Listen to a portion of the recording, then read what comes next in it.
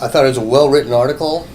Unfortunately, it addressed only the claims, did not address the real issue, and that is, how do we avoid claims? How do we not put our insured into that uncomfortable spot of having to talk to attorneys, trying to resolve an issue that should have been resolved prior to closing? Okay. The commitment process allows us to look and review this document to discuss easements, covenants, conditions, and restrictions, agreements. If it is not questioned, if dialogue is not generated, everybody has failed. The real estate professionals have failed. The buyer didn't ask the questions. Eventually, it will become an issue. It becomes a claim. Okay. Have you had situations where, as an example, that you've been able to avoid this? Our most recent example would be an easement. The easement did not reach all the way to the client's subject property, and it did not contain maintenance language. We got the easement extended so it did reach the client's property. Maintenance language was brought in. Neighbor signed off on the document. Time and money spent resolving the issue prevented a claim, time and money spent after the deal is closed. Always better for the client and the buyer to have these issues resolved beforehand than dealing with a large bureaucracy at the end and spending time and money on attorney's fees to resolve the issue. So how'd the situation get to you then? The buyer questioned it. The agent asked me if I could look further into the issue. Running out the legal descriptions on the document, we discovered indeed that it didn't. I sent an inspector out.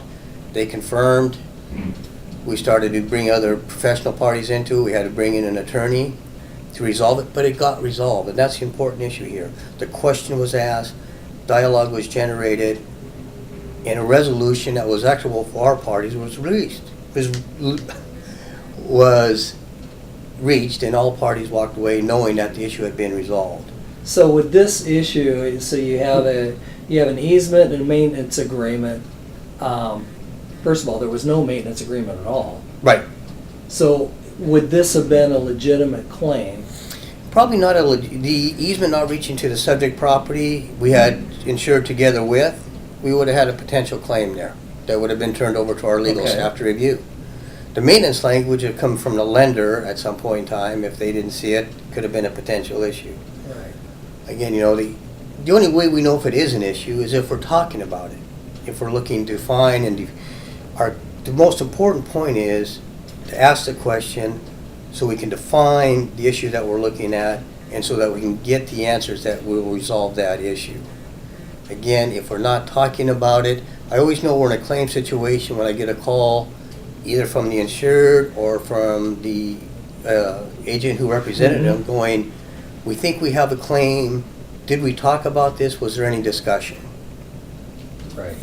And right away I'm thinking if we didn't talk about it, we at least have an issue and we potentially have a claim. Right. Not to mention you're going to have two neighbors that aren't going to be that fond of each other without getting this done up front. Right. So, Part of the process should be not only possession of the property, but peaceful enjoyment of the property. You find yourself in a claim situation, you have possession, but you will not have peaceful enjoyment until that issue is resolved. and even after it's resolved, you may not have Peaceful enjoyment. Yeah. Really? Yeah. Right. You may not be sharing a beer and a burger at the neighborhood barbecue. That's Yeah. for sure.